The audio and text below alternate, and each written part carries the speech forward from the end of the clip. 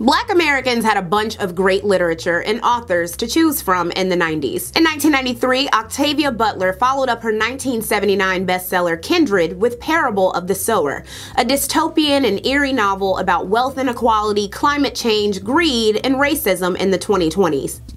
Did that sound familiar? Wait, hold on. Controversial rapper and activist Sister Souljah, who I discuss at length in this video, published her memoir No Disrespect and, more famously, The Coldest Winter Ever, changing the trajectory of urban literature away from a typically male audience. The novel The Wedding was published in 1995 and satirized Black middle-class life, becoming a bestseller over 45 years after Harlem Renaissance-era writer Dorothy West first began writing it. Beverly Jenkins wrote rich historical romance novels set in the 19th century. B.B. Moore Campbell penned the 1992 classic Your Blues Ain't Like Mine, inspired by Emmett Till. Walter Mosley wrote historical mysteries, and Lynn Harris, who was openly gay, wrote compelling contemporary fiction featuring closeted men. Other authors were venturing into self-help, like Iyanla Vanzant. Her best-selling One Day My Soul Just Opened Up, 40 Days and 40 Nights Towards Spiritual Strength and Personal Growth was ubiquitous in my childhood. No matter what Black woman's house I went to, she was gonna have a copy of that book, The Coldest Winter Ever, and the Bible, okay?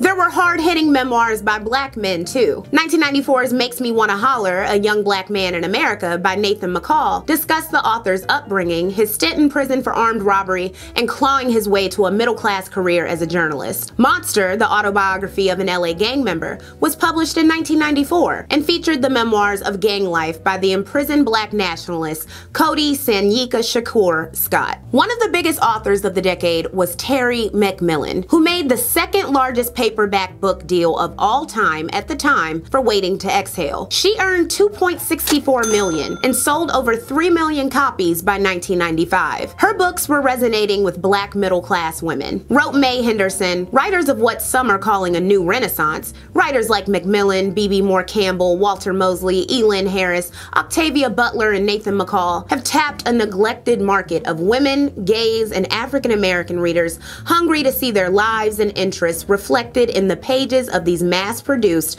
romance, mystery, science fiction, and self-help books. While the past most celebrated Black writers have been making literary tomes, McMillan was simpler, prompting the New Republic to say she was a mediocre novelist whose work is consecrated to the spirits of women and Blacks. While some dismiss McMillan, who was outselling more esteemed authors like Toni Morrison, as lowbrow, trashy fluff, she sold well, with Walden Books reporting she was outselling John Grisham in 1992. Bookstores across the country were adding dedicated African-American sections, snatching business from Black bookstores and compelling major publishers to seek Black writers. In turn, more Black people were seeking to publish books, said Daniel Max when observing McMillan reading to a class of wannabe writers. These students were delighted to find that hair weaves, press-on nails, and admiration for Janet Jackson's buttocks have a place in fiction. He was being an asshole, but those things do have a place in fiction. McMillan's books were appealing to Black readers who didn't want issues of racism in their stories,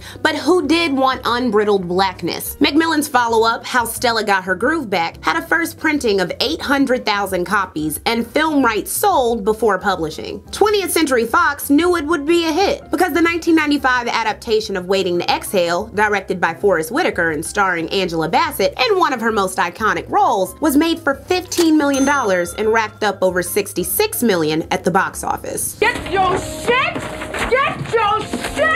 and get out!